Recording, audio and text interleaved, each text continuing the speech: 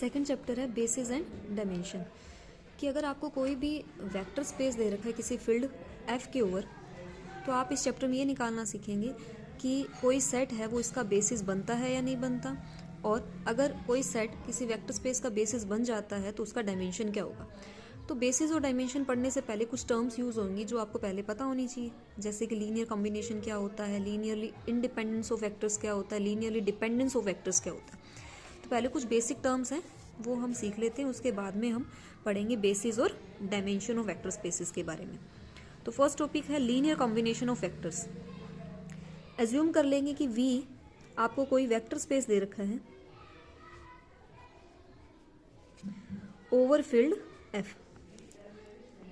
यहाँ जो स्केलर्स हम यूज करेंगे वो फील्ड के होंगे और जो हम वेक्टर यूज करेंगे वो वेक्टर स्पेस के एलिमेंट्स होंगे। वेक्टर नाम जो मैं यूज कर रही हूँ इसका मतलब क्या है, वेक्टर क्या होगा, कोई एलिमेंट होगा वेक्टर स्पेस का, और कहीं मैं वर्ड यूज कर रही हूँ स्केलर तो वो एलिमेंट होगा फील्ड का। तो हम पढ़ रहे हैं कि लीनियर कॉम्बिनेशन ऑफ वेक्टर्स, कि अज्यूम कर लेते हैं कि आपको कोई वेक्टर V दे रखा है वेक्टर स्पेस का, और हमें चेक करना है कि क्या इसे हम इस वेक्टर स्पेस V के कुछ वेक्टर्स के लीनियर कॉम्बिनेशन में लिख सकते हैं या नहीं लिख सकते। तो V मैंने कोई आर्बिट्रेरी एलिमेंट ले लिया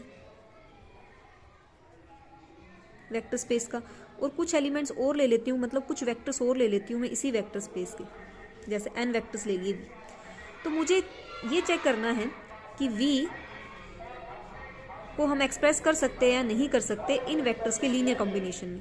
तो V को हम एक्सप्रेस करेंगे as a linear combination of vectors v1 v2 vn। अगर आप v को आप कुछ इस टाइप से लिख सकते हो, a1 v1 plus a2 v2 up to an vn।